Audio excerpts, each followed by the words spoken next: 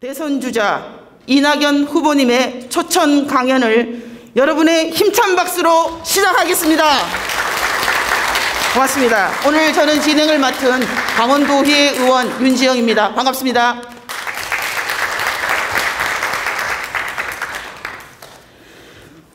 오늘 강연을 준비해 주신 새백년 포럼 관계자분들께 감사의 말씀드리고, 무더운 날씨에도 참석해 주신 내외 기빈 여러분께 다시 한번 감사의 말씀을 올립니다. 먼저 국민 의례가 있겠습니다. 자리에서 일어나 국기를 향해 일어서 주시기 바랍니다. 국기에 대한 경례. 바로 이하 생략하겠습니다. 모두 자리에 앉아 주십시오. 이어서 새백년 포럼의 이기원 상임대표님의 환영사가 있겠습니다. 여러분 큰 박수 부탁드립니다. 이낙연 후보님은 대한민국의 언론인 출신 정치인이십니다. 전남 담양, 한평, 영광, 장성 선거구에서 4선 국회의원으로 재직하시다가 2014년 제6회 전국 동시 지방선거에서 전남지사 후보로 출마하셔서 78%의 득표율로 당선되셨습니다. 도지사 재임 중에 출범한 문재인 정부의 첫 번째 국무총리로 내정되었고, 2017년 5월 31일 제45대 대한민국 국무총리로 취임하셨습니다. 2020년 1월 13일 물러나기 전까지 958일을 재임한 제6공화국 최장수 국무총리입니다. 총리직에서 물러난 후 4월 15일 제21대 국회의원 선거에서 더불어민주당 서울 종로구 후보로 출마하여 보수진영의 대권 주자로 꼽혔던 황교안 미래통합당 대표와 맞붙어 압도적으로 승리하면서 제21대 국회의원으로 당선되었으며 5선 국회의원의 타이틀을 가지게 되셨습니다. 2020년 8월 29일에는 더불어민주당 전당대회에서 60%가 넘는 득표로 같은 당대표 후보였던 김부겸 전 의원, 박주민 의원을 제치고 더불어민주당 제4대 당대표로 선출되셨습니다. 2021년 3월 9일 날 당대표직에서 물러나시고 현재 여권의 유력 대권 주자들 한 명으로 더불어민주당 대선 경선에 참여하고 계십니다. 이낙연 후보님을 환영합니다.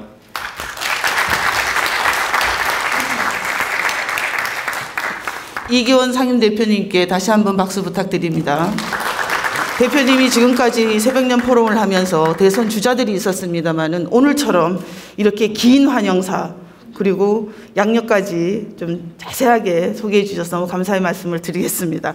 다음은 춘천, 철원, 화천, 양구 갑 국회의원이신 허영 의원님의 축사가 있겠습니다. 여러분 박수 부탁드립니다.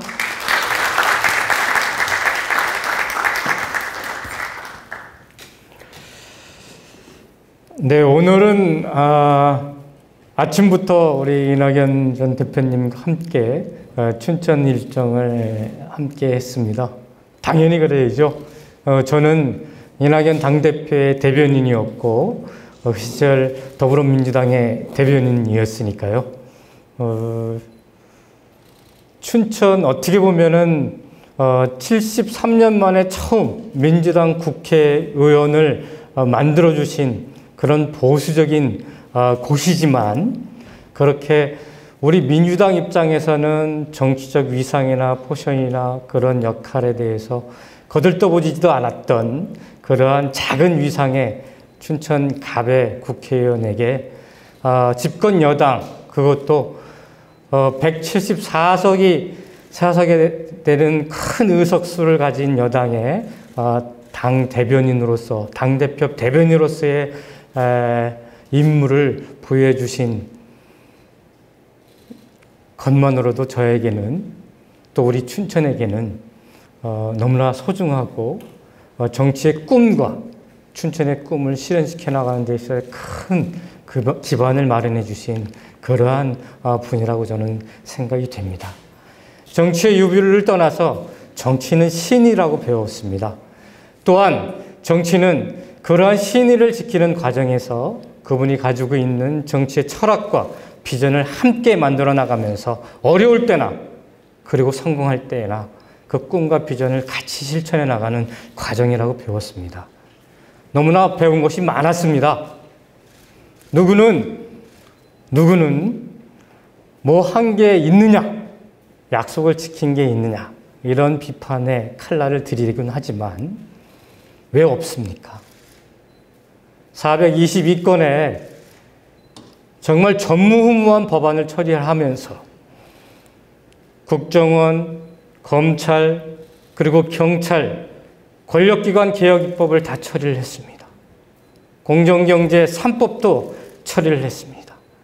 5.18, 4.3 사건 등 우리 수많은 역사 속에서 산화해 나가고 탄압받아서 목숨을 잃은 사람들의 명예회복과 보상을 위한 법도 처리를 했습니다. 중대재해기업처벌법, 다소 부족한 부분들이 있지만 또 그 법으로 인해 가지고 기업이 위축될 수도 있기 때문에 여러 가지의 협의의 과정을 통해서 처리를 해내왔습니다.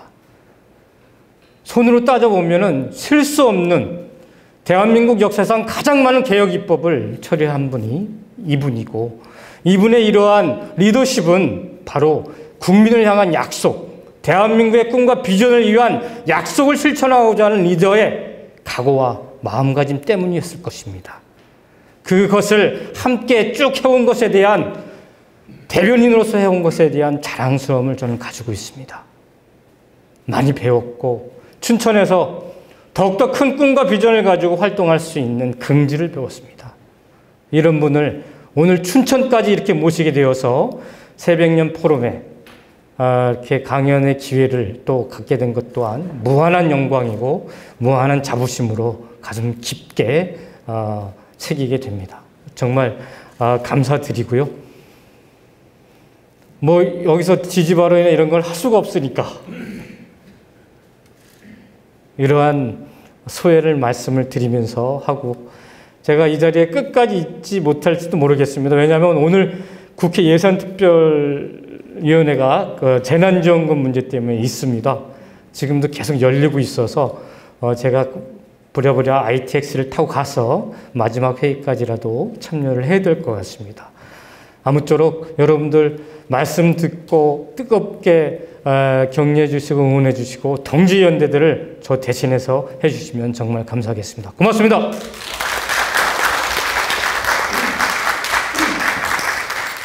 고맙습니다. 우리 의정활동에 힘을 보태주십시오. 우리 허영 의원님께 다시 한번 큰 박수 부탁드리겠습니다. 고맙습니다.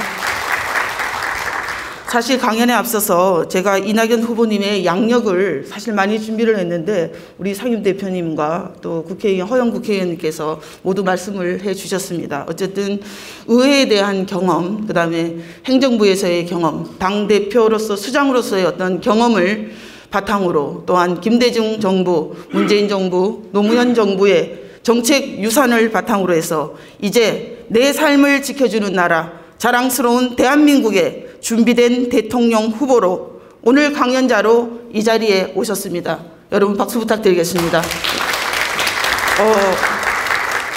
일정에는 사실 없었습니다만은 오늘 NY 팬클럽에서 꽃다발이 준비되어 있어서 환영에 우리가 꽃다발 증정식을 먼저 하도록 하겠습니다.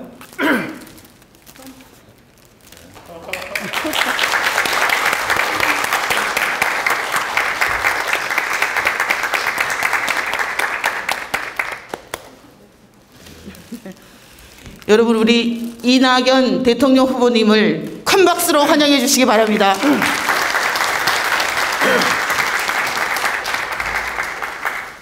오늘이 무슨 날인지 혹시 아세요? 아시는 대로 우리 아이 생일입니다. 이것도 괜찮고요. 이준 열사가 자결하신 날입니다. 114년 전에 이준 열사가 고종 황제의 명령을 이행하지 못하고 조국이 형편없는 대접을 받고 있는 데 대한 의분으로 목숨을 끊었던 날이 오늘입니다. 114주기 이준열사 추념일이 오늘입니다. 여러분 아시는 것처럼 고종 황제께서는 파리에서 열린 만국평화회의에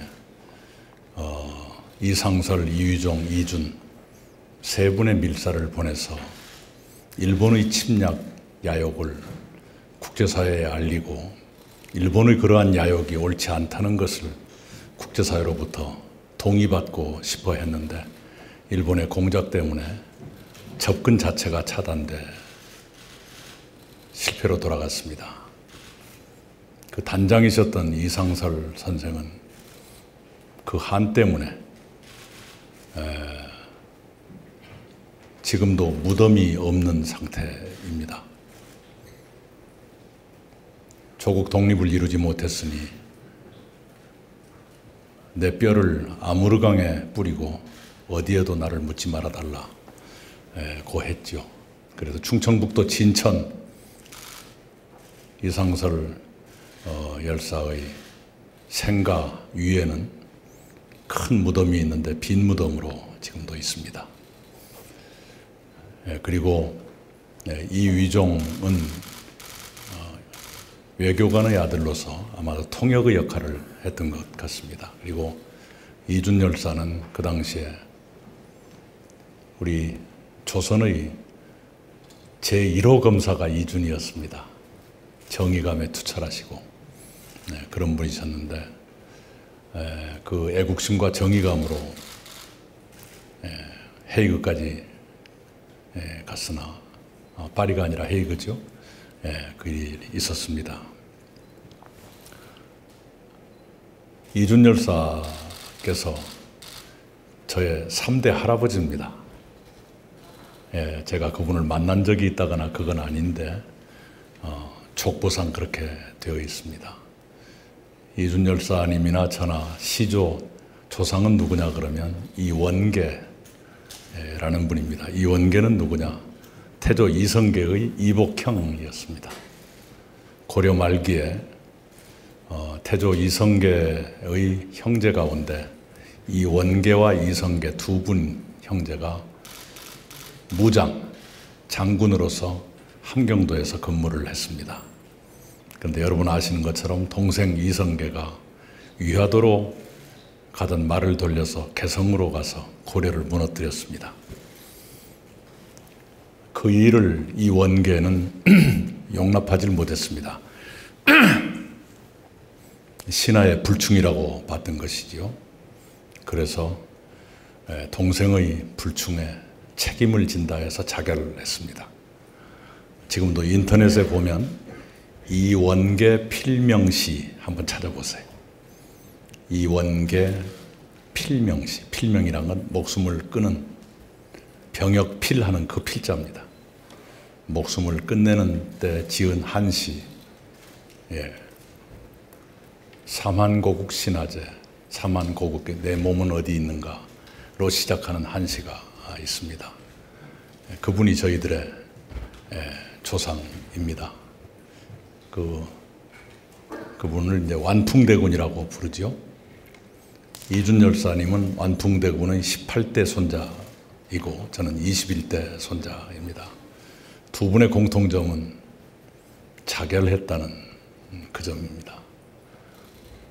당신이 생각하는 옳은 일을 위해서 목숨을 버렸다 하는 공통점이 있습니다.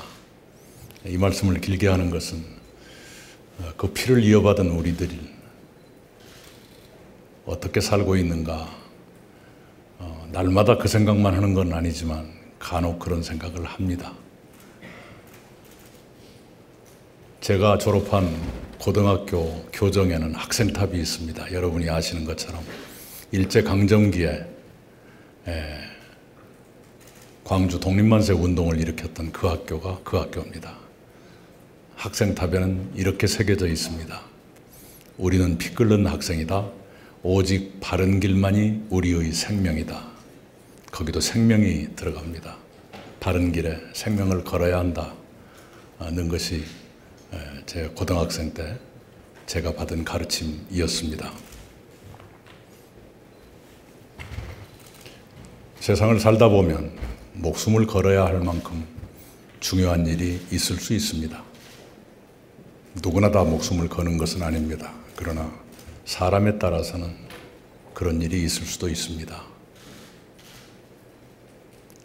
아직까지는 제가 그 정도 일을 부닥치지는 못한 것 같습니다만 늘 그런 생각을 하면서 하루하루를 살아가고 있습니다.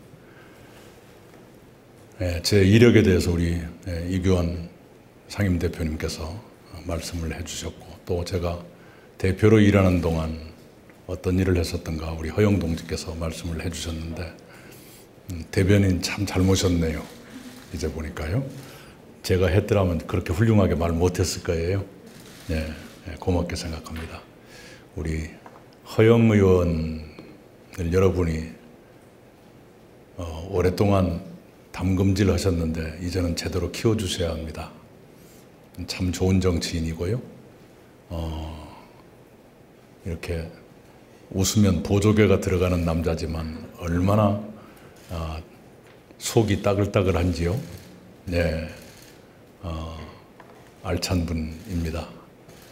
앞으로 여러분이 춘천을 넘어서 대한민국의 지도자로 우리 허영 의원을 꼭 키워주시기 바랍니다. 오늘은 제가 세상을 살아오면서 어떤 단계에서 무슨 일을 했던가 하는 것을 기왕이면 제가 잘한 것 중심으로 말씀을 드리겠습니다. 못한 것 중심으로 하면 제 영업에 지장이 있을 것 같으니까. 예. 네. 저는 무학의 부모님 밑에서 태어났습니다. 아시는 분은 다 아실 겁니다. 아버지가 3대 독자였는데 자식 욕심이 많으셨는지 열을 낳았어요.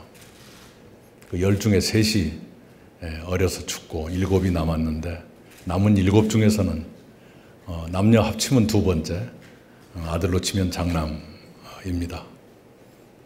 근데 당시 시대가 그랬든지 아버지는 그냥 그런 얘기를 내놓고 했습니다. 나는 장남만 대학 보내겠다. 그게 무슨 자랑인 것처럼 그렇게 했고, 실제로 그걸 실천을 하셨죠. 그래서 제 위아래로 학력이 들쭉날쭉 합니다. 그것이 제가 두고두고 이렇게 채무로 느끼는 것이지요.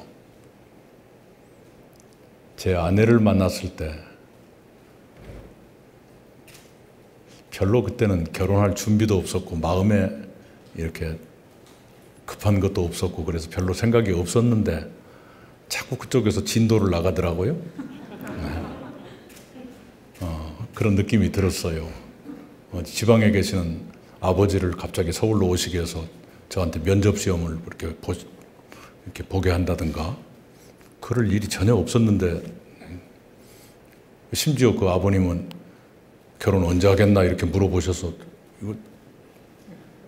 왜 그 질문을 제가 받아야 되는지 몰랐었는데, 그래도 어르신이 물어보시니까 성의가 있어야겠다 싶어가지고, 저희 아버지가 농사지니까 그 수확하려면 11월쯤은 되어야 뭐 이런 식으로 대답했어요. 그랬더니 훗날 제 아내가 된 그분이 11월이 뭐냐고 저한테 야단을 치더라고요. 제가 그렇게 무슨 책임져야 될 일이 있거나 전혀 그게 아닌데, 그래가지고 8월에 결혼했습니다.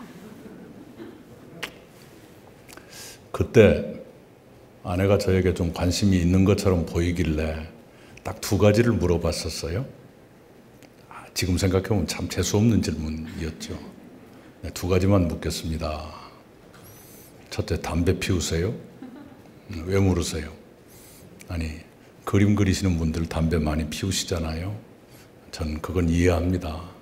이해하는데 제가 결혼할지도 모르는 분은 그건 아닌 것 같습니다.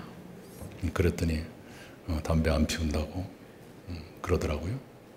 2번째 질문, 학교를 안 다녔거나 가난한 사람들 보면 어떤 마음이 드세요? 그랬더니 왜 물어보십니까? 저희 가족이 그 모양입니다. 그랬더니 그런 데 대한 불편함 없습니다. 이렇게 하더라고요. 그래서 이제 좀 편하게 만나게 됐죠. 그리고 이 형제 간에 학력의 차이가 있다는 것은 굉장히 불편한 요소가 될 수 있죠. 가정이 불화할 수 있는 소지도 될 수 있고요. 바로 그런 것 때문에 제가 그 질문을 했었을 거예요. 그런 것을 받아들이지 못하는 여성이라면 이 가정의 화목을 가져올 수가 없지 않습니까? 그런데 참 다행히 그걸 잘 관리하고 헤쳐왔습니다. 제 아내가. 그래서 불화가 없이 지낼 수 있었던 것은 거의 100% 아내 덕분이다 이렇게 생각을 하지요. 그래서 지금까지 왔습니다. 공부는 좀 할 줄 알아서 이렇게 여러분이 아시는 그 대학을 갔는데요. 대학 1학년 때 이렇게 저희 아버지가 보따리 싸가지고 제가 서울 오기 전날 밤에 이미 선언을 했어요. 등록금은 어떻게 대보겠는데 하숙비는 못 대주니까 너 알아서 해라. 그래서 바로 가정교사 입주를 시작해가지고 좀 험악한 대학 생활을 시작했지요. 그럼 뭐 굉장히 많은 여기저기 떠돌아다니기도 하고 사설 독서실 공짜로 지내게 해준 분 만나서는 그것도 공짜로 거기서 지내고 또 하숙비가 없으면 친구나 선배네 하숙집 가서 끼어서 살면 잘하면 일주일까지는 눈치 안 보고 살 수 있습니다. 특별히 좋은 집 가면 한 열흘까지 이렇게 지내기도 하고요. 친구네 자취방에 몸만 들어가면 그것도 살 수 있어요. 그 대신에 노동으로 그걸 해야죠. 설거지 일을 한다거나 특히 이제 이사 다닐 때가 제일 불편하지요. 용달차를 부를 형편이 안 되니까 큰 보재기에 가재도구를 싸고 시내버스를 타서 이렇게 이사를 했거든요. 그 당시에는. 그러면 이제 방주인은 방세를 낸 그 친구는 짐을 아무것도 안 들고 시내버스 앞쪽에 타고 저는 이제 그 짐을 들고 시내버스 뒤쪽에 가면 이렇게 차가 흔들릴 때마다 딸그락딸그락 소리가 나잖아요. 그게 얼마나 창피한지 몰라요. 그렇게 지내다가 대학 4학년 때는 아주 최악의 상태가 돼가지고 영양실조에 빠져들었습니다. 그래서 몸무게가 50kg 근방까지 떨어지고 이 입대 영장이 나왔는데 반가웠어요. 그 현실에서 벗어날 수 있었기 때문에. 근데 입대하라는 날짜가 졸업식 일주일 전이었습니다. 그대로 입대했어요. 그래서 졸업식에 참석을 못했고 졸업식 사진이 없습니다. 졸업식 참석이 학력의 요건이라면 대졸이 아니에요. 제가 지금 허위 학력으로 살고 있는지도 모릅니다. 졸업 앨범은 미리 사진을 찍어 놓잖아요. 여러분 혹시 기회 되면 그 학번에 그 학교 졸업 앨범을 보면 시신을 찍어 놓은 것 같은 얼굴이 하나 있을 거예요. 그게 접니다. 지금은 많이 좋아졌지요.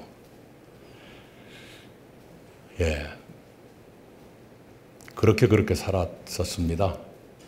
그런데 참 운명처럼 대학 1학년 때 DJ를 알게 됐죠.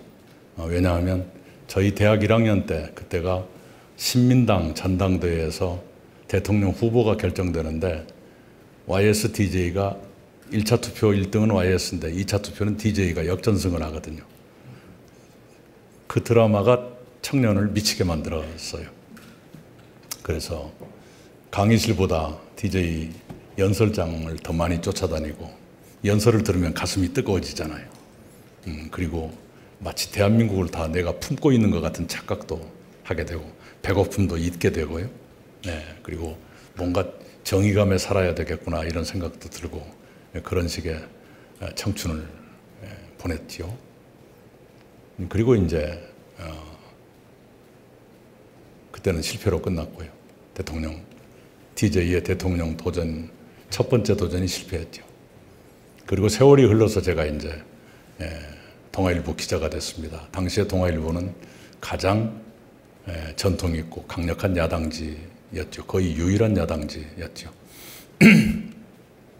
근데 그분의 DJ의 두 번째 대통령 도전 때 운 좋게 제가 그분의 요즘 말로 마크맨, 밀착 기자가 됐습니다. 회사에서 정해주죠. 너는 누구 밀착해라, 누구 밀착해라. 그런데 DJ 선생께서 굉장히 저를 이뻐하시고 믿어주셔서 어디 이동할 때면 당신 승용차 왼쪽 자리에 제가 앉도록 허락해 주시고 이 얘기도 많이 해 주시고요. 어떤 때는 발표와 다른 얘기도 해 주시고 어떤 때는 고단하시면 제가 있거나 말거나 그냥 저를 무시하고 주무시기도 하고 편했다는 말씀이죠.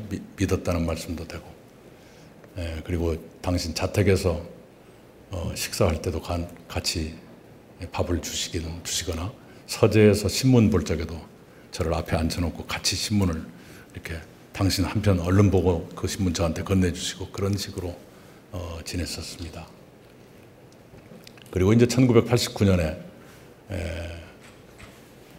87년 두 번째 도전에 실패하셨는데 89년에 큰 악재가 생겼죠.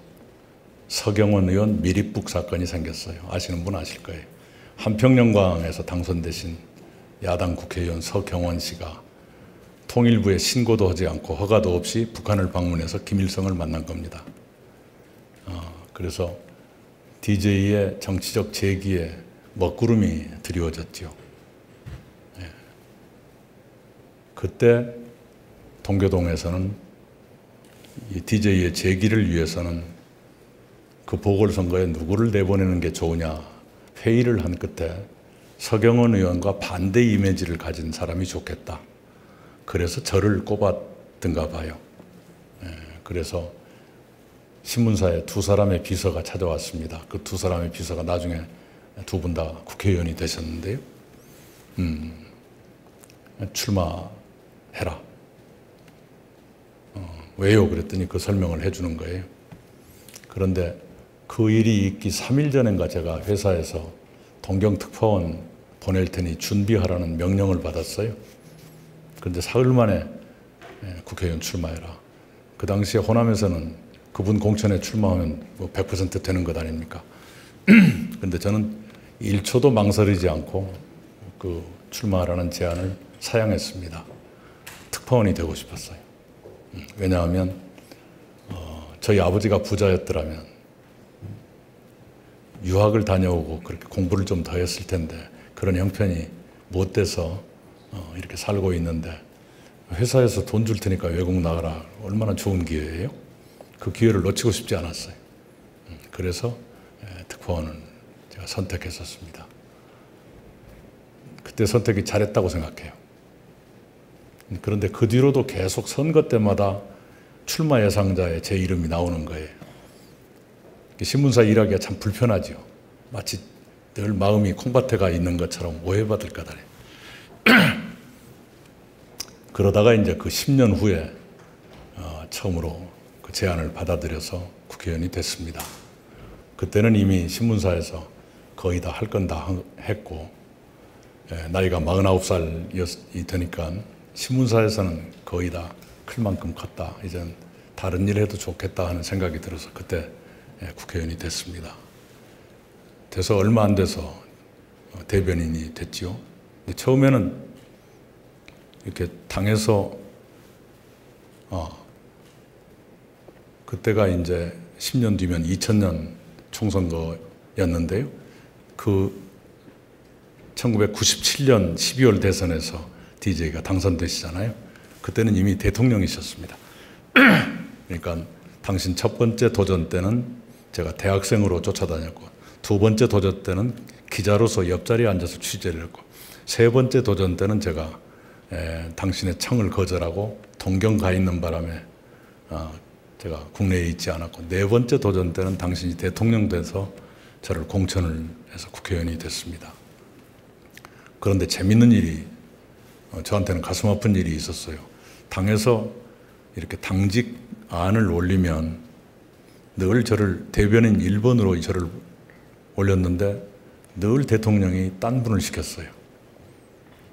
우리 충청권의 전용학 의원이 첫 번째 대변인, 두 번째는 박병석 대변인. 저를 계속 빼신 거예요. 그때 정무수석이었던 분이 문희상 의장이신데요. 어느 날, 훗날 포장마차에서 소주 마시다 그 비화를 얘기하시더라고요. 대통령이 대변인에서 저를 X7적에 이렇게 하셨대요. 이 사람 텔레비전 나오면 머리가 더 꼬불꼬불하대. 그러시면서 저를 뺐다는 거예요. 그래서 제가 화가 나가지고, 아니 모든 차별을 없애겠다면서 대통령 되신 분이 왜 털 갖고 그렇게 차별해요? 그 뒤로 이제 당신이 탈당을 하시고 그 자녀 문제로 탈당을 요구받고 탈당하셨지 않습니까? 그 다음 대표가 한광옥 대표였어요. 그분이 저를 대변인으로 써주셨고, 그것이 제 인생의 이제 새로운 시작이 됐습니다. 왜냐하면 대변인 하다가 노무현 후보를 만나게 됐고, 노무현 후보께서 저를 계속 써주셨고, 그러다가 이제 사건이 하나 생겨요. 이 한림대하고 관계되는 사건입니다. 노무현 후보가 대통령이 되셔서 그 취임사를 만들어야 될 거 아니에요. 취임사 기초위원회가 구성이 됐어요. 그 기초위원장이 한림대학의 일본학과를 만드신 지명관 교수님이셨습니다. 그리고 지명관 위원장님 밑에 분과위원회가 4개인가 있었고요. 거기에 이제 교수님들이나 작가들도 많이 계시고 그랬죠. 그런데 그 분과위원회 별 분과위원회마다 그 담당 분야의 초고 첫 원고는 나오는데 종합적인 취임사 원고가 안 나오는 거예요.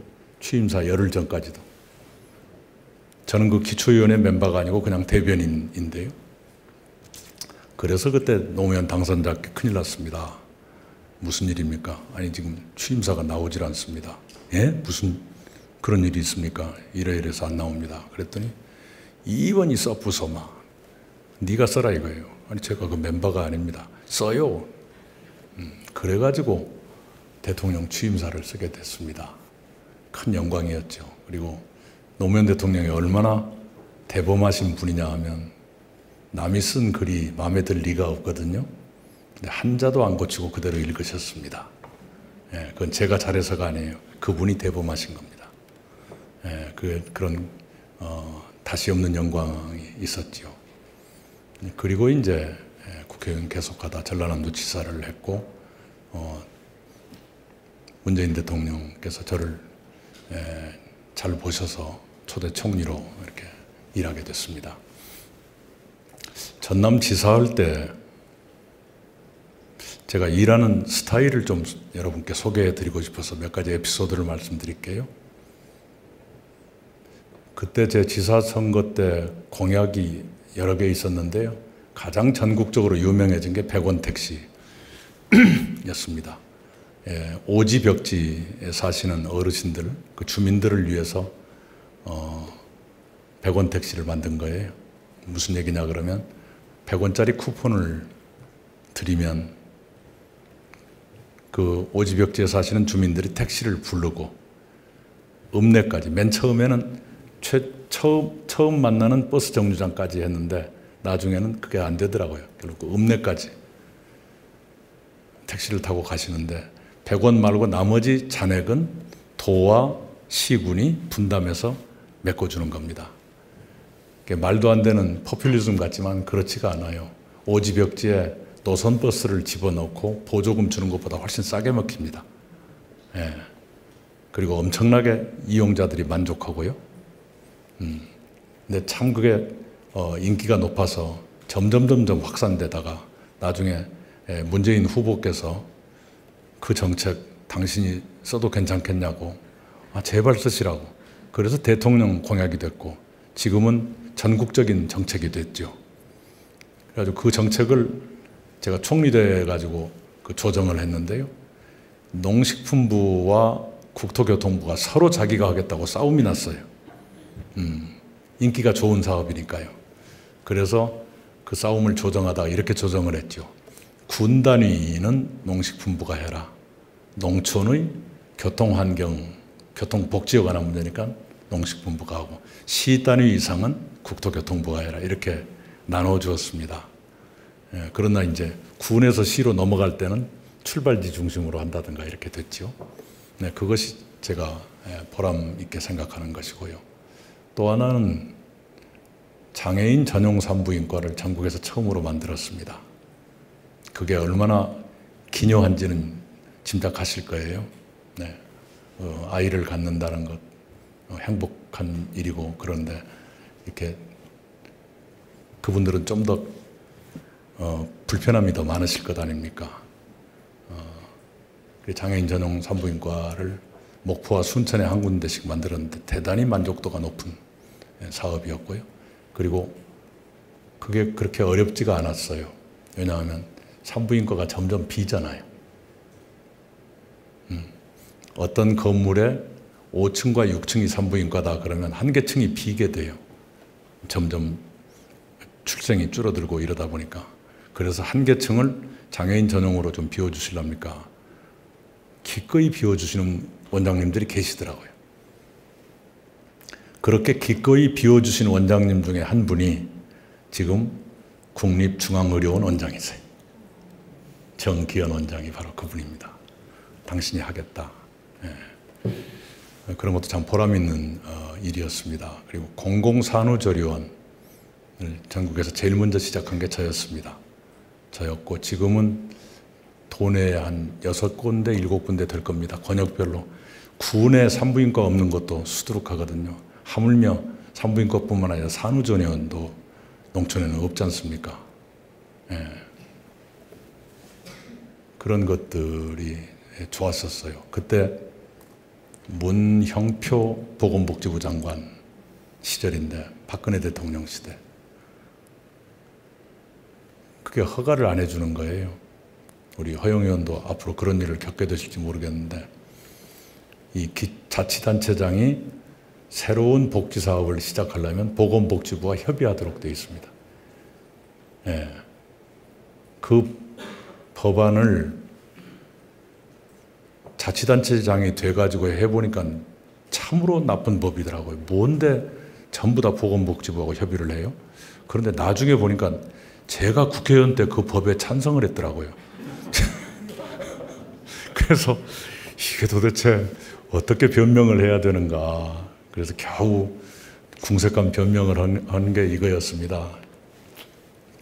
부엌에 갔더니 며느리 말이 맞던데 안방에 들어가니까 시어머니 말씀도 일리가 있습니다. 그렇게 면피하고 말았는데요.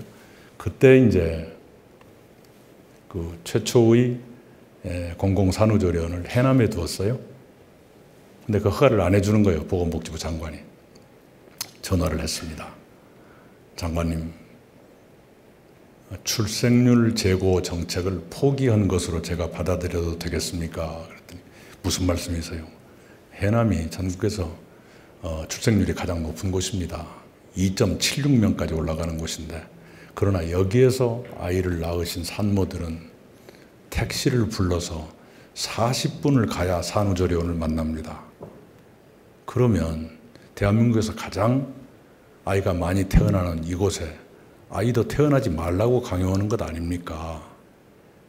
그렇게 가지고 어떻게 출생률이 높아집니까? 그랬더니 뭐 어쩌고 저쩌고 그래요. 그래서 왜 허가를 안 해주십니까? 그랬더니 만약에 감염병이 생기거나 그러면 책임의 문제가 있고 어쩌고 저쩌고 하더라고요. 그래서 그러면 조건부로 허가해 주십시오. 단 한 건이라도 그런 사고가 나면 반납하겠습니다. 그래가지고 조건부 허가를 받은 게 시작이었어요. 근데 하나가 시작해 놓으니까 그 다음부터는 쉽게 되더라고요. 아무것도 아닌 거 가지고 괜히 그렇게 해가지고 못하게 만들고, 그걸 굉장히 인기가 높았습니다. 이렇게 보통 한 6개월 전에 예약하신 분도 계시고요. 해남하고 구례는 대각선이기 때문에 차로 한 2시간 반 달려야 되는데, 구례 사시는 임산부가 6개월 전에 예약하고 막 이런 사태가 생겼어요. 굉장히 인기가 높은. 그리고 그렇게 해야 됩니다. 근데 우리 최문순 지사님은 육아 사회 책임제라 그래서 새로운 정책을 펴고 있죠. 지금은 지자체들이 출생할 때 첫애는 얼마, 둘째는 얼마 이런 식으로 보조를 하는데 대체로 출생할 때만 하고 그 다음에 잊어버리거든요. 그런데 최문순 지사님은 클 때 4살까지 매달 40만 원씩 주겠다. 그거예요. 다들 그걸 놓치고 있거든요. 최문순 지사님이 대단하신 게 그런 거죠. 그걸 내가 받아들이기로 했는데 그 중간에 있는 것이 산후조리 아닙니까? 그런 일이 있었습니다. 이제 여러분이 잘 아시는 얘기를 좀 할게요. 총리가 돼가지고 대체로 제가 보람을 느끼는 게 강원도하고 관계되는 일들입니다. 첫째는 평창올림픽. 대통령이 취임하신 게 2017년 5월 10일, 제가 총리가 된 게 5월 31일이었습니다. 우리 눈앞에 닥친 가장 큰 일은 평창 동계올림픽이었습니다. 이걸 어떻게든 성공시켜야 하는데 준비가 매우 부실했어요. 근데 고민의 지점이 달라요. 대통령께서는 어떻게 평화올림픽으로 열 것인가. 그때 북한이 몇 차 핵실험을 하고 미사일을 쏘아대고 이런 판이었거든요. 어떻게 북한의 군사적 도발을 없게 할 것인가. 북한이 도발하지 않도록 하려면 북한 선수들이 참가하게 해야 돼요. 자기 선수들이 가 있는데 미사일 쏘지는 않거든요. 대통령은 그쪽에 몰두하셨어요. 그런데 총리는 집안 살림을 해야 되는 처지이기 때문에 개막식을 어떻게 할까. 그런 세세한 고민들이 굉장히 많았습니다. 그래가지고 그때 개막식 프로그램을 평창에 와서 보고받았는데 송승환 씨가 총감독이었어요. 나중에 제가 공개 사과를 했는데 그때 되게 제가 깐깐하게 야단을 많이 쳤거든요. 계획을 들어보니까 성공할 수가 없어요. 더구나 좀 안 좋은 선입견이 있었던 것이 2014년 인천 아시안게임 개막식을 제가 현장에서 봤는데 미안하지만 제가 본 국내에서 있었던 국제행사 개막식 중에 가장 나쁜 게 그거였어요. 근데 그 총감독이 송승환 씨였거든요. 그 선입견이 있었어요. 그런데 또 들어보니까 뭐가 아닌 거예요. 큰일 났다. 그런다고 바꿀 수도 없고요. 계획을 바꿀 수도 없고 총감독을 바꿀 수도 없고 이미 시간이 없습니다. 그래 결국은 보충하고 또 보충하고 보충할 때마다 돈이 더 들어가죠. 180억 정도가 추가로 들어갔습니다. 그래서 그나마 그렇게 됐죠. 제일 걱정됐던 것이 그 추위였습니다. 영하 19도까지 내려간다. 그런데 천장이 없잖아요. 그런다고 천장을 갑자기 만들 수도 없고 만들 생각도 했는데 원래 천장이 없는 것으로 설계가 됐기 때문에 천장을 올리면 이게 무너져요. 천장을 세울 수도 없습니다. 도리가 없다. 근데 하여튼 아까 말씀드린 대로 그럭저럭 됐는데 또 하나의 고민이 조류 인플루엔자였습니다. 왜 그러냐 그러면 그 직전의 겨울 문재인 대통령 취임이 2017년 5월 10날이었는데 그 직전의 겨울 불과 서너 달 사이에 3,087만 마리의 닭과 오리를 잡아서 땅에 묻었습니다. 매일 그것이 뉴스였습니다. 하루에도 몇만 마리씩 살처분했습니다. 그런데 그 문제가 이제 제 앞에 닥치는데 올림픽이라는 건 세계에서 가장 왕성한 청년 수천 명이 모여서 겨루는 것, 그런 축제 아닙니까? 식사도 엄청나게 많이 하는 선수들이고. 그런데 그 선수들이 저녁 식사 시간에 텔레비전을 켜는데 닭 잡아 죽이는 뉴스만 계속 나온다. 이게 과연 올림픽이 내용적으로 성공할 수 있을까? 선수들에게 행복한 올림픽으로 기억될 수 있을까? 이 큰일이더라고요. 그래서 바짝 긴장을 하고 한 번도 써보지 않은 정책까지 썼었죠. 제가 두 가지를 새로 시작했어요. 매뉴얼대로 엄정하게 하는데 매뉴얼에 없는 걸 두 가지를 했습니다. 하나는 이거죠. 양성 확진 판정이 나올 때까지 기다리지 않고 전문가가 보면 이미 알거든요. 아프리카 돼지열병도 피부 색깔이다 이런 거 보면 돼지열병 맞다? 아니다 이게 판정이 나요. 거의 예외가 없습니다. 조류 인플루엔자도 그 전문가들이 볼 때 이건 틀림없다라고 하면 그때 예방살처분에 들어가자. 그러면 한 6시간 정도를 벌 수가 있습니다. 그게 하나 있었고 더 획기적인 것은 이거였습니다. 한 번 발병하면 그 농장에서 계속 발병할 가능성이 높아요. 그것을 토착화라고 부릅니다. 바이러스가 토착화되는 거예요. 그 하우스의 양계장의 벽에 붙든지 흙 속에 스며들든지 이듬해 겨울에 또 발생하는 가능성이 매우 높아요.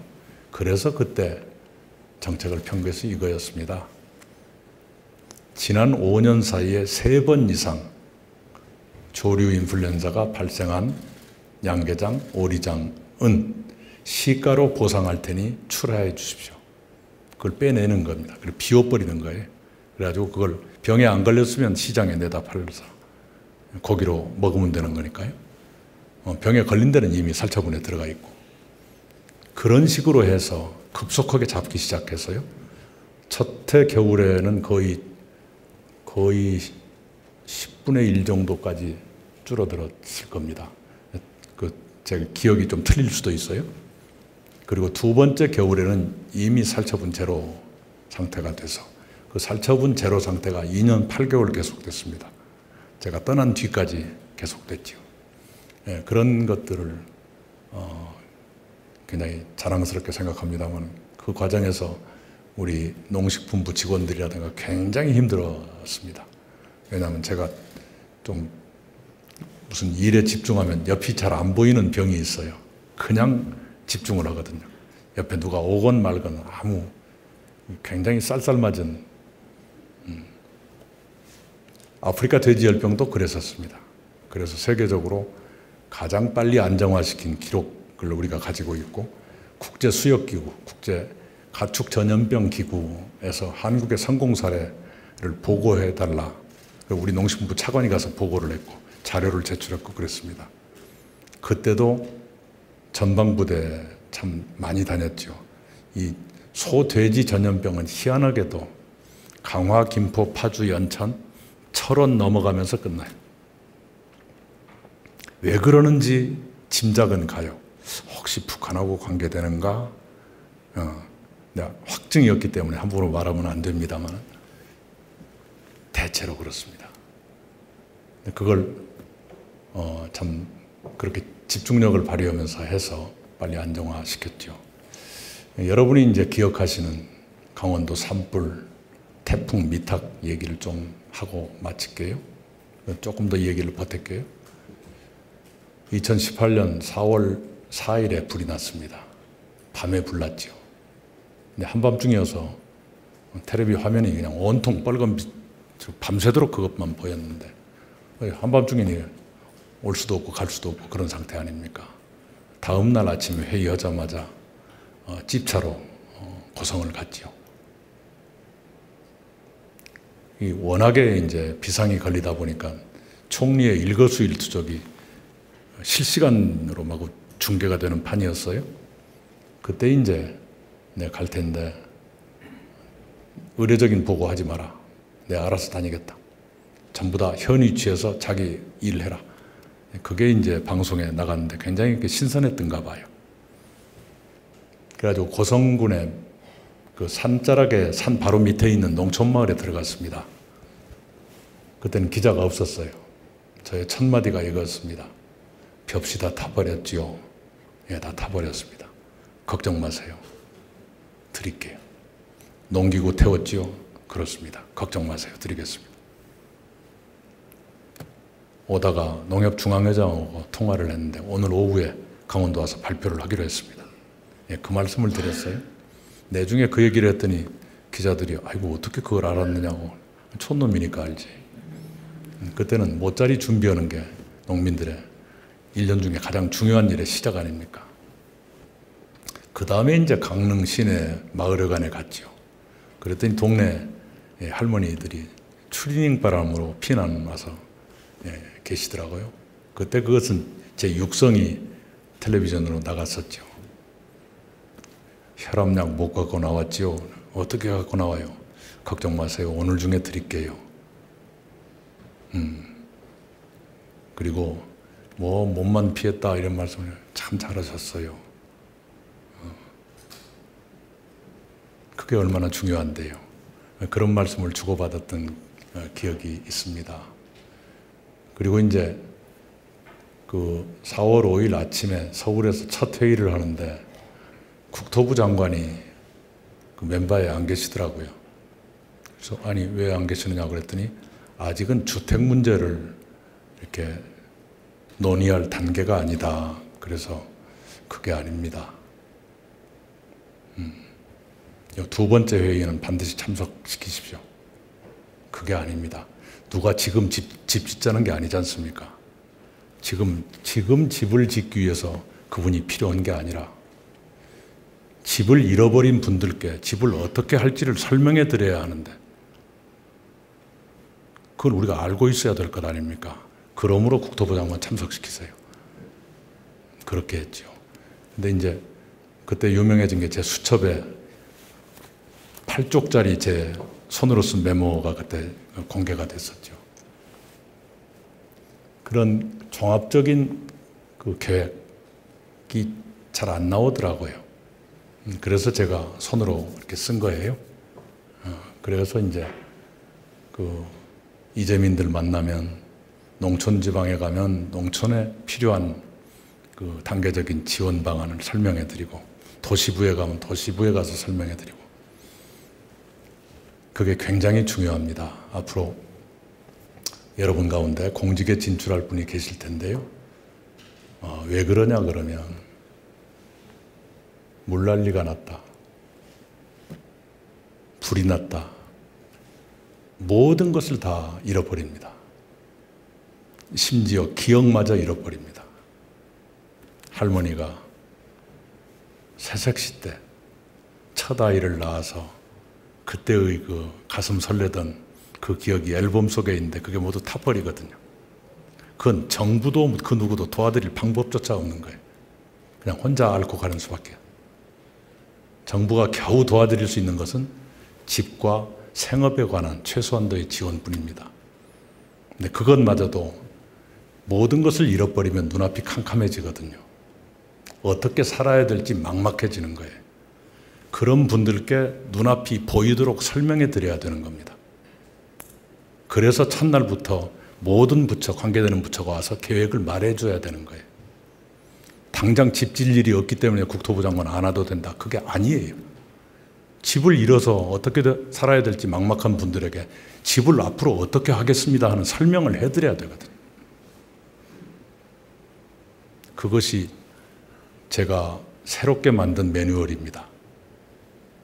그래서 설명을 쭉 해드리죠. 우선 임시 대피소로 가셔야 되겠습니다. 한 2주일 걸릴지 모르겠습니다. 2주일 사실지 모르겠는데 하나 약속드리겠습니다. 학교 체육관 안 가셔도 될 것 같습니다. 이쪽 동해안 쪽에 기업 연수원 같은 게 많고 이래서 거의 호텔급 방으로 모실 수 있을 것 같습니다. 그 걱정은 마십시오. 그리고 임시주택을 짓겠습니다. 임시주택은 이렇게 네모 반듯한 그런 임시주택을 많이 생각하실 텐데 그거 아닙니다. 7, 8평짜리에 지붕도 있고 지붕에 색깔도 들어간 잘하면 부부가 사시는데 좀 불편하더라도 사실 수 있는 혼자 사시는 데는 큰 불편이 없는 그 안에 샤워장도 있고 화장실도 있고 주방도 있습니다. 침대 하나 들어갑니다. 그런 설명을 해드려야 됩니다. 근데 이제까지 그걸 안 한 거예요. 그래서는 안 된다. 눈에 보이게 설명해드려야 지붕이 이렇게 생기고 색깔은 이렇게 들어갈 것이고 그리고 집만 있다고 다 되는 게 아니잖아요. 텔레비전, 냉장고, 세탁기 들어갈 겁니다. 국민들이 성금으로 그걸 줄 것 같습니다. 그런 얘기를 끊임없이 해드려야 됩니다. 그래서 일주일 사이에 3번을 와서 여기서 설명하고 저기서 설명하고 해드리니까 처음에는 세상을 원망하는 그런 눈빛이던 이재민들이 그 다음부터는 제가 가면 이렇게 편안해지고 반겨하고 그러셨어요. 어떤 아주머니는 제 품에 안겨서 우신 분도 계시고요. 그게 신문에 한번 났지요. 예. 그런 것들을 굉장히 보람으로 생각을 합니다. 안 해봤던 건데 이 재난재해 대처를 개선했다고 하는 것. 그래서 대통령께서 그때 그 말씀을 하시더라고요. 강원 산불이 나고 일주일 안에 매주 월요일에 주례회동이 있는데요. 4월 4일이 아마 수요일이나 목요일 그 언저리 됐을 거예요. 근데 그 다음 주 월요일에 점심에 배웠더니 이 총리님 수고하셨습니다. 이번에 이 총리님 하신 일이 정부에도 많이 도움이 되고 우리 이재민들께도 도움이 됐지만 총리님 개인에게도 도움이 됐을 겁니다. 이렇게 말씀하시더라고요. 처음에 무슨 말씀인지 몰랐는데 일주일 사이에 제 지지도가 3%가 오르더라고요. 아, 이렇구나. 그 말씀이시구나. 그리고 작년 1월 14일에 제가 총리를 마치고 나오잖아요. 그날 저녁에 저와 제 후임 정세균 총리님을 청와대로 불러가지고 막걸리를 주셨어요. 근데 첫 말씀을 이렇게 하실 줄 알았어요. 이 총리님 수고 많이 하셨습니다. 정 총리님 잘 부탁합니다. 이런 말씀을 하실 줄 알았는데 아니었어요. 이 총리님 글 잘 쓰시니까 책 한 권 써주세요. 무슨 책입니까? 재난재해 얘기를 좀 써주십시오. 예? 정부에 도움이 될 것 같습니다. 당신께 굉장히 좋은 인상이셨던가 봐요. 그런 일이 있었습니다. 그리고 이제 그해 10월, 2018년 10월에 태풍 미탁이 삼척과 울진을 때려요. 삼척시 원더급 갈람 1리 신남 마을 안길이 물길이 돼가지고 강이 돼버린 겁니다. 양쪽으로 전부 침수가 됐어요. 거기 김동혁 이장이란 분이 밤새도록 잠을 안 자고 전부 깨워가지고 마을 전체가 물에 잠겼는데 인명피해가 한 번도 나오지 않게 만들었어요. 그게 얼마나 고마웠는지요. 그리고 산불 때는 고성군 토성면에 가조 오리구이집 엄기인 사장, 적십자 협의회 고성군 협의회장일 겁니다. 오리고기집이 전부 불타버렸어요. 그런데 당신 가게는 포기하고 이동식 급식 차량 당신이 운전하고 다니면서 이재민들 모여있는 데 가서 하루 세끼 밥을 해주셨잖아요. 그래서 현장에서 그렇게 남이 알아주건 알아주지 않건 헌신하시는 분들 보고 제가 행정안전부에 지시를 했어요. 높은 사람 찾지 말고 이장급들, 저 낮은 사람 중에 재해와 재난에 헌신적으로 노력하신 분들 찾아내서 반드시 그분들 표창을 주라.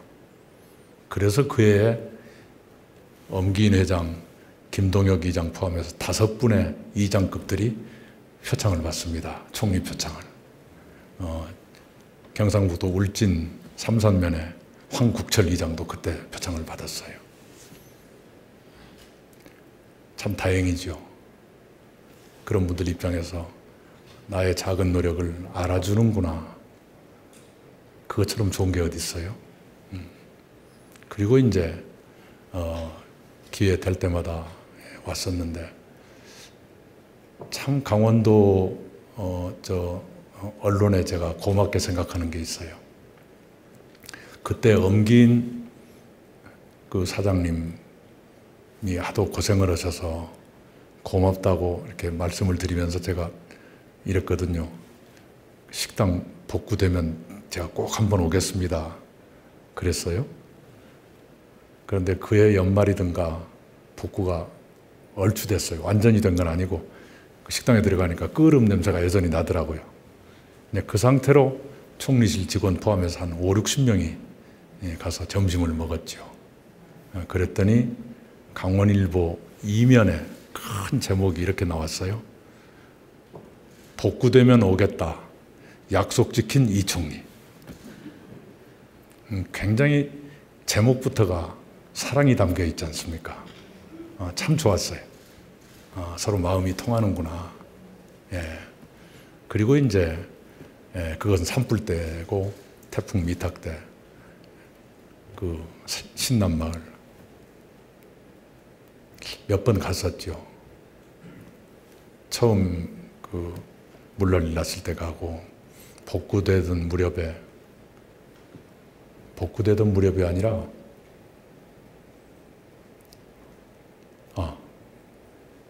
2019년 12월 이제 총리가 바뀐다, 제가 총리를 그만두게 된다는 걸 알고 작별 인사를 하러 그 마을에 갔었어요. 그랬더니 복구가 한창 진행되고 있더라고요. 그런데 거의 12월 말이어서 엄청 추운 날이었는데 그 마을이 바닷가에 붙어 있거든요. 근데 바닷가 백사장에 할머니들이 하는 노점상이 있어요. 이렇게 벽이 있는 것도 아니고 그냥 바닷가에 화로 피워놓고 오징어하고 노가리 구워서 막걸리 파시는 그런 데, 거기로 저를 끌고 가더니 옥수수 막걸리를 주는 거예요. 노가리하고 오징어. 얼마나 추운지요. 네. 그게 이제 바로 우정이지요. 그리고 이제 그 이듬해 1월 14일에 제가 떠날 때 퇴임식이랄 것도 없이 그냥 퇴임식 그러면 강당에 모여서 거룩한 말 하는데 그럴 것보다 떠나는 사람이 무슨 말이 있겠느냐. 그래도 우리 기념사진은 찍어야 되니까 그냥 계단에 전부 다 1급 이상만 계단에 모여주시오. 내가 인사하고 가겠어. 거기에 김동혁 의장이 꽃다발 들고 온 거예요. 그 뚱뚱한 남자가. 그래 그 사진이 너무 좋아서 TV 토론 때 나의 인생 사진에 그 사진을 이렇게 했었죠. 참 좋은 인연이었어요. 그리고 이제 엊그저께 그 뒤에 TV 토론에서 인생곡을 소개해라 그래서 제가 한계령을 소개했었죠. 하다 보니까 거기도 강원도예요. 그때 제가 그런 말을 했습니다. 왜 이 노래를 선택했는가? 누구에게나 힘들고 외로울 때가 있죠. 그러나 정치인은 힘들다 외롭다 그 말을 못해요. 심지어 자기 아내에게도 그 말 못합니다. 그러니까 더 외롭죠. 그럴 때 어떻게 하느냐. 저는 그 노래를 읊조리거나 그 노래를 들으면 조금 위로를 받는 것 같은 느낌이 들었어요. 앞으로 국민 여러분께서도 힘들고 외로울 때 제가 한계령 같은 위로를 드릴 수 있으면 좋겠다. 물론 정치인이란 건 정치로 정책으로 국민들 도와드려야 하지만 그것만으로 끝나지 않는 마음의 외로움이 있거든요. 그리고 오늘 춘천에 왔더니 지지도가 좀 올라가는가 인터뷰가 좀 많대요. 그 얘기를 어떤 텔레비전 앞에서 그 얘기를 했어요. 내가 한계령을 인생곡으로 소개했는데 우리 강원도가 대한민국 국민들께 나에게 한계령 같은 그 역할을 했으면 좋겠다. 힘들고 외로울 때 위로가 되는, 강원도에 가면 위로도 받고 치유도 되고 충전도 되는 그런 일이 있었습니다. 우리 대한민국은 굉장히 특별한 나라이고 지금 특별한 단계에 있습니다. 우선 좋은 것부터 말씀을 드리면 그 통계가 좀 이상하긴 할 겁니다만 하여간 통계는 통계니까 블룸버그 혁신지수라는 게 있어요. 대한민국이 세계 1위입니다. 제조업 경쟁력 세계 3위로 평가됐습니다. 독일, 중국 다음에 한국이에요. 원래 4등인데 코로나를 겪으면서 상대 국가가 조금 주춤하는 바람에 우리가 올라갔어요. 아마 3등이 일본이었을 겁니다. 국방력 세계 6위입니다. 일본보다 위에요. 수출 세계 7위, 수입 세계 8위, GDP 규모 세계 10위. 그런데 GDP만이 아니라 전체의 국력을 합쳤을 때 대한민국이 몇 위냐? 대체로 10위로 보는데 미국의 US 뉴스라는 신문이 8위로 잡았습니다. 7위가 프랑스, 6위가 일본, 한국이 8위다. 이렇게. 여기까지가 좋아요. 이제 안 좋은 것, 신뢰 지수 75위. 서로가 서로를 믿느냐? 못 믿는 사회다 이거죠. 갈등 157 몇인가 돼요. 이게 대한민국입니다. 왜 신뢰가 없고 왜 갈등이 많은가? 불평등이 심해졌기 때문일 거예요. 격차가 크고 그 격차가 생기는 과정에서 공정하지 않다고 생각하는 국민들의 불만이 누적되니까 점점 더 신뢰를 못하게 되죠. 이런 걸 풀어야 됩니다. 국내적으로는 바로 그러한 과제를 해결해야 하는 것. 그런 과제를 해결하는데 시행착오 없이 해결해야 하는 것. 이게 중요하죠. 근데 국제적으로는 우리가 세계 8위의 국가가 되어 있고 이번에 코로나를 겪으면서 세계가 한국을 주목해요. 여러분 그 사진 다 기억하실 거예요. G7 정상회의에 세계 정상들이 문재인 대통령한테 손가락질하는 거. 그게 어떤 장면인지 아세요? 주최자가 영국 총리인데 대통령이 딱 가시니까 이렇게 축겨드리려고 그런 질문을 했겠죠. 코로나 방역 누가 제일 잘했죠? 그러니까 전부 이렇게 한 거예요. 미국 대통령을 문재인 대통령 오신 거 보니까 이번 G7 회의 잘 될 것 같소. 영국 총리 챔피언이죠. UN 사무총장 대단했어요. 프랑스 대통령 그렇죠? 이게 그 대화예요. 박수현 청와대 홍보수석이 발표한 겁니다. 그 정도 나라입니다. 우리 대한민국의 새로운 대통령이 할 일이 그겁니다. 국내적으로는 그 어려운 일을 시행착오 없이 해야 돼요. 대한민국이 성숙한 국가가 됐기 때문에 문제 해결도 더 어려워졌습니다. 마치 뭐하고 같으냐 그러면 리아카가 고장났을 때 고치는 거하고 벤츠가 고장났을 때 고치는 거하고 다를 거예요. 어느 게 더 어렵겠어요? 고급 승용차 고치는 게 훨씬 더 어렵죠. 리어카 고치는 건 동네 아저씨들 웬만하면 할 거예요. 그러나 비싼 승용차는 카센터에 가야만 고치고 카센터도 동네 카센터는 못하고 특별한 카센터에 가야 고치는 경우가 있을 거예요. 우리 대한민국이 성숙한 국가가 됐다. 많은 문제가 생겼다. 그 문제의 해결은 아무나 할 수 없는 겁니다. 왜? 우리는 이미 리어카 단계를 졸업했기 때문에. 그래서 다방면의 경험을 하고 문제를 해결해 본 사람이라야 시행착오 없이 해결할 수 있을 거예요. 아랫사람한테 맡기면 된다고 하지만 감이 없으면 위험합니다. 그것이 차기 대통령에게 요구되는 덕목 1호라고 생각해요. 두 번째는 이미 세계적으로 주목을 받는 대한민국이 됐어요. 그러면 세계가 존경하고 신뢰할 만한 그런 대통령이 나와야 됩니다. 미국의 타임이란 잡지가 있어요. 세계 지도자들을 표지 인물로 세우지요. 문재인 대통령 재임 중에 2번이나 표지 인물로 올렸어요. 첫 번째는 표지 인물로 올리면서 제목을 이렇게 붙였어요. Negotiator, 협상가. 남북 간의 문제를 협상으로 풀 것 같다 그런 얘기죠. 최근에 2번째로 올렸어요. Final Offer, 마지막 제안. For Peace, 평화를 위한 마지막 제안. 아주 좋은 이미지로 올렸죠.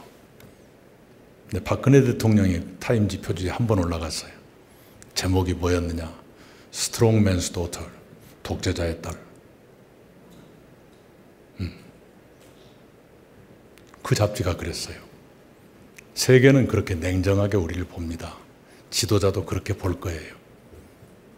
그러면 우리가 어떤 지도자래야 국제 무대에서 우리의 위상을 지키고 그냥 위상 체면 지키는 것이 문제가 아니에요. 우리 경제가 80%가 대외에 의존하고 있습니다. 무역에 의존하는 게 80%. 어떤 때는 100% 넘는 수도 있어요.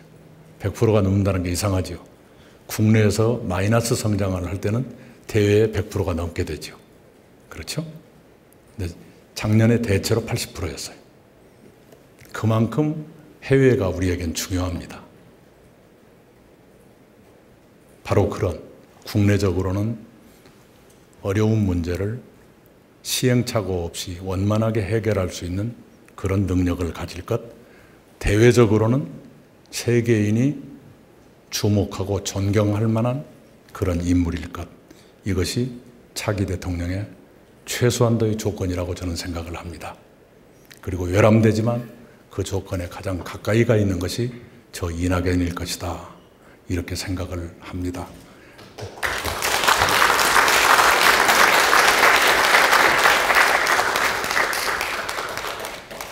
이제 우리가 지금부터 한 두어 달 동안 우리 내부의 경선을 치르고 그 다음부터는 훨씬 더 혹독한 본선을 치를 겁니다. 우리 후보님들이 좀 인내심이 강하신 줄 알았더니 인내심이 강하지 못해가지고 제가 지지율 올라간다는 것이 이틀밖에 안 됐는데 그걸 못 참아서 벌써 그냥 흠을 무지하게 잡네요. 조금 참지. 예, 그렇게 조금만 올라가면 전부 끌어내리면 나중에 누가 남아요? 네, 그러지 않았으면 좋겠고요. 예, 그러나 그렇게 하더라도 저는 그냥 조금 여유롭게 대하겠습니다. 같이 싸우는 것 좀 저도 썩 내키지도 않고요. 또 국민들이 어떻게 볼까 하는 게 굉장히 중요하기 때문에 그렇게 하겠습니다. 제가 이제껏 배웠던 그 모든 것 마지막이라 생각하고 다 조국 대한민국에 반납하고 떠나겠습니다. 그리고 이 얘기 처음으로 돌아가는데 제가 기억하는 저희의 조상들 두 분이 하필이면 정의 앞에서 목숨을 던진 분들이어서 혹시 그럴 일이 저한테 올지 안 올지는 모르겠습니다만 어떤 위중한 순간에는 목숨을 건다는 각오로 임하겠습니다. 네, 저희 조상 이원계 할아버지가 동생의 불충을 당신의 목숨으로 갚았고 또 이준열사가 그렇게 했지 않습니까? 이준열사가 돌아가신 지 114년이 됐는데 그때의 대한민국과 그때의 대한제국이죠. 지금의 대한민국은 많이 달라졌죠. 그때는 국제회의에 우리가 들어가지도 못해가지고 문전박대당하고 한 분이 자결을 했지 않습니까? 이제는 우리가 간다고 안 해도 자기들이 오라고 그래서 7개 나라만 참석하는 회의에 회원 아니어도 와라 그래가지고 바로 제일 상석에 앉혀가지고 칭찬도 해주고 그러지 않습니까? 그리고 우리 대통령이 왔으니까 나머지 일도 잘 될 것 같다. 미국 대통령이 그렇게 하고 어떤 사진 보면 미국 대통령보다 더 상석에 앉아있기도 하고 세상이 114년 만에 이렇게 바뀌었습니다. 여기까지 오는데 우리 대한민국 국민들 참으로 위대하게 노력했는데요. 여기서 더 내려가면 안 됩니다. 모든 노력을 다해서 더 국제적으로 존경받는 그러한 나라. 저는 G5까지 갈 수 있다고 믿습니다. 통일되면 더 올라갈 수 있겠죠. 그리고 국내적으로는 우리 불평등 해소라는 말은 과장일 거예요. 더 완화하고 또 공정성이 많이 상처받고 흔들리고 금갔는데 그걸 다시 세우고 그래서 청년들이 좀 더 희망을 갖게 하는 것 그렇게 하려고 합니다. 오늘 점심 때 최문순 지사님과 많은 얘기를 했고요. 특히 청년들의 희망을 위해서 취직 국가 책임제, 사회 책임제죠. 그리고 육아 사회 책임제 이 두 정책은 내가 받겠다. 함께 하자. 그런 약속을 했습니다. 말씀이 너무 길어졌네요. 네, 고맙습니다. 이상입니다.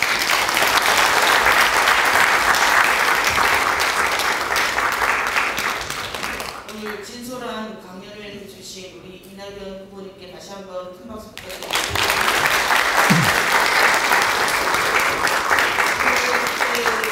강연의 내용을 통해서 보면 우리 후보님께서는 지도자로서의 책임감, 능력, 거기에 세상에 대한 따뜻한 시선 이런 것들을 느낄 수 있는 그런 자리였다고 생각합니다.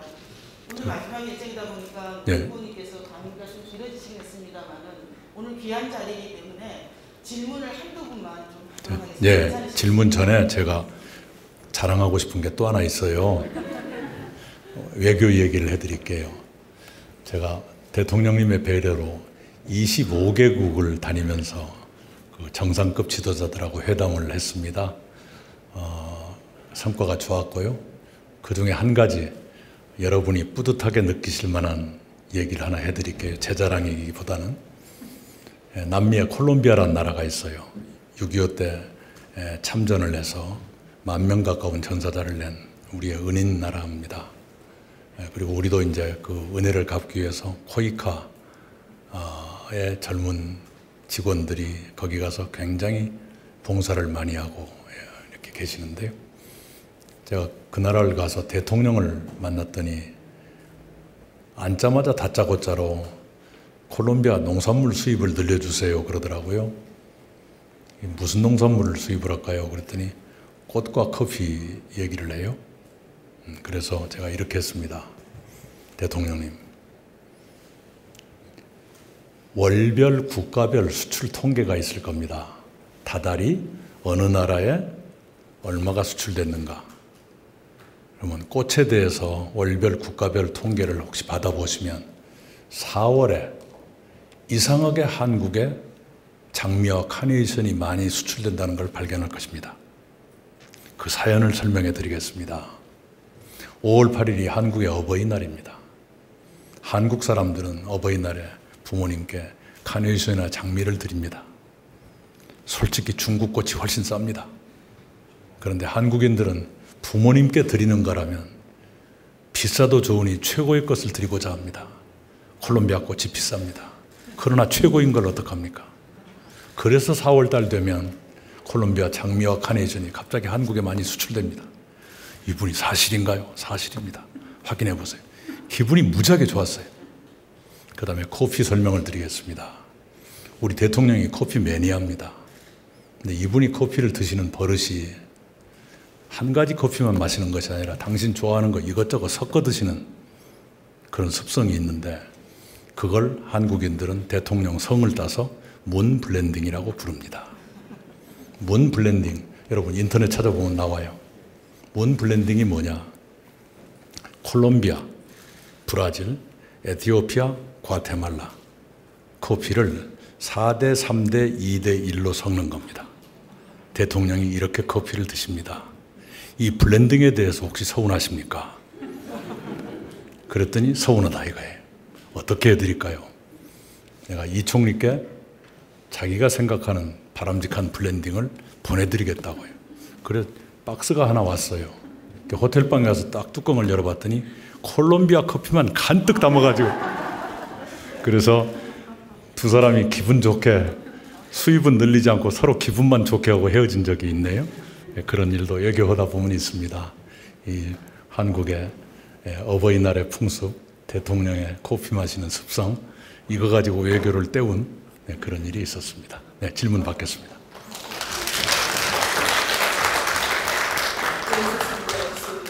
저기 질문 한 두 분 정도만 받겠습니다. 네, 물어봐 주셔도 고맙고 안 물어보시면 더 고맙고. 네. 운영위원장님 연인데요.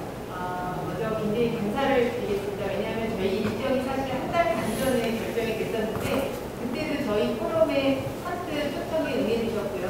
그다음에 그 사이에 사실 정치일이 굉장히 바쁘게 변화가 돼서 저는 사실 못 오실 줄 알았습니다. 왜냐하면 저희 추천이 3단계였고 다른 데는 일단 1, 2단계여서 인원수 굉장히 제한적이었고 또 워낙 또 일정이 많이 있으셔서 우리 포럼에는 못 오시겠다라고 혹시 하실까 되게 마음을 들었는데 아직 아무 말씀도 안 하시고 오늘 이렇게 저희 추천을 선뜻 약속을 지키며 오셨어요. 저는 정말 우리 후보님이 왜 그 품격과 신뢰의 리더라고 하는지를 정말 이번 행사를 진행하면서 정말 그 직접 체험을 해서 다시 한번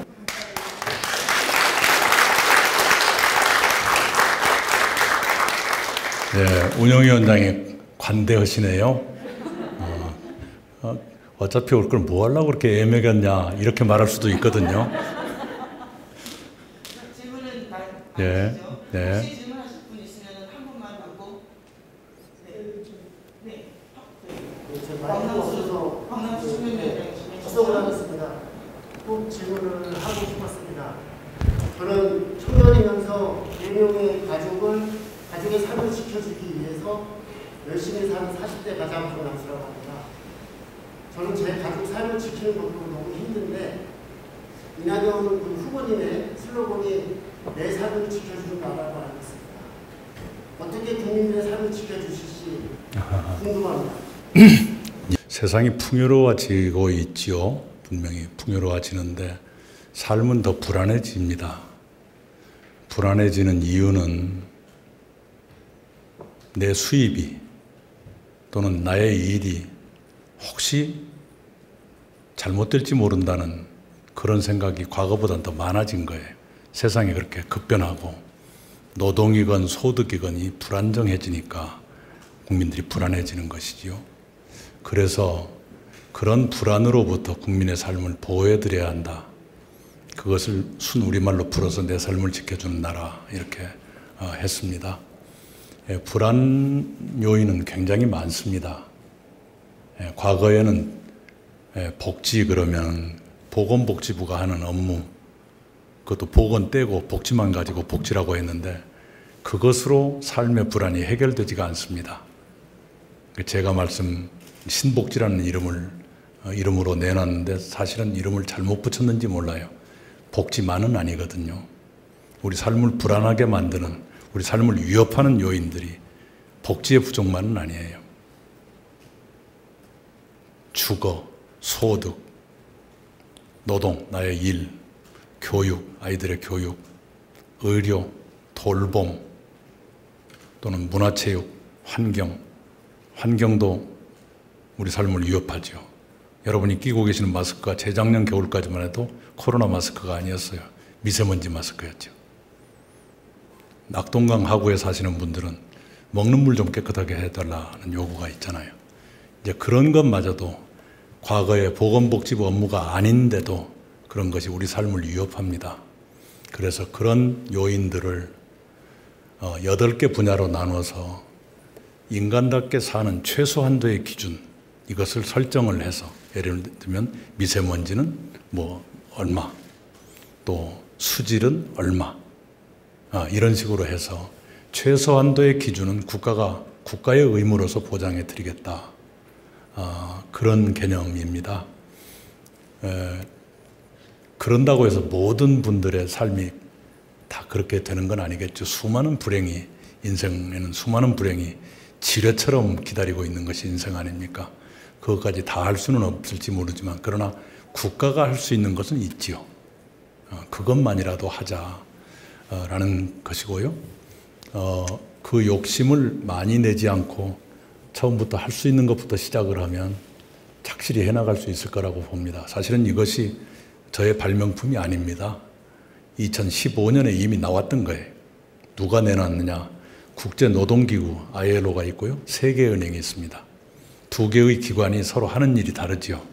이름부터 다르잖아요. 세계은행 그러면 돈 가지고 금융을 이렇게 관리하는 곳일 테고, 국제노동기구는 우리의 노총 그런 개념이 아니라 우리의 노사정협의회 같은 그런 겁니다. 그 두 개의 기구가 합의를 해서 국제사회에 내놓은 게 있습니다. 보편적 사회 보호, Universal Social Protection이라고 하는 거예요. 무슨 개념이냐 그러면 4차 산업혁명이 이미 와서 사람들의 직업이 불안정해지고 소득이 불확실해지고 이럴 때 국가는 뭘 해야 되느냐? 보편적이란 건 누구나 관계없이, 그리고 분야에 관계없이 우리 사회가 보호를 해야 된다. 그게 보편적 사회 보호지요. 그것을 2015년에 내놨어요. 4차 산업혁명이 마구 들어올 때. 근데 그걸 유엔이 수용을 했습니다. 이게 맞다고. EU도 수용을 했어요. 유럽연합도. OECD도 수용을 했습니다. 일본도 받아들였습니다. 동남아 국가 한두 개도 받아들였습니다. 그런데 대한민국은 수용을 안 했어요. 안 했거나 못 했거나. 그러다가 여기까지 온 겁니다. 근데 대한민국이 지금 동남아도 하는 걸 우리가 못할 처지는 아니잖아요. 늦었지만 지금이라도 해야 한다. 시작하다 보면 조금 뒤뚱뒤뚱 하는 수도 있겠죠. 그러나 시작을 해야 되죠. 바로 그런 것입니다. 그리고 그것을 우리 한국에 맞게 이렇게 풀어서 만들어주신 분이 문재인 정부 사회수석하셨던 김연명 교수님이 팀장이 돼서 거의 수십 명의 교수님이 한 팀이 돼서 만들고 있고요. 책이 한 권 나와 있습니다. 아마 이번 대통령 후보 중에 많은 공약을 하는데 공약 하나에 책 한 권 붙어 있는 건 이낙연의 신복지뿐일 거다. 이건 뭐 거의 틀림없습니다. 그 길로 가야 됩니다. 그런데 왜 그렇게 복잡하냐? 아니, 삶이 복잡한데 처방이 복잡한 게 당연하죠. 한두 마디 말로 해결된다 그러면 진작 했겠죠. 한두 마디로 해결되는 건 가짜지요. 진짜 일리가 있겠습니까? 네, 그런 개념이고요. 근데 그 돈을 돈이 들 텐데 어떻게 할 것이냐. 그래서 이제 중산층 경제라는 개념을 해서 우리 사회 중산층을 더 키우자. 거기에 따르는 정책이 있습니다만 그럼 너무 길고 지금 중산층이 57%로 줄어들었어요. 10년 전에 65%였습니다. 57%로 줄어들었어요. 중산층이 줄어들면 불평등이 그만큼 커지죠. 이렇게 사회가 소득 계층별로 볼 때 가운데가 통통한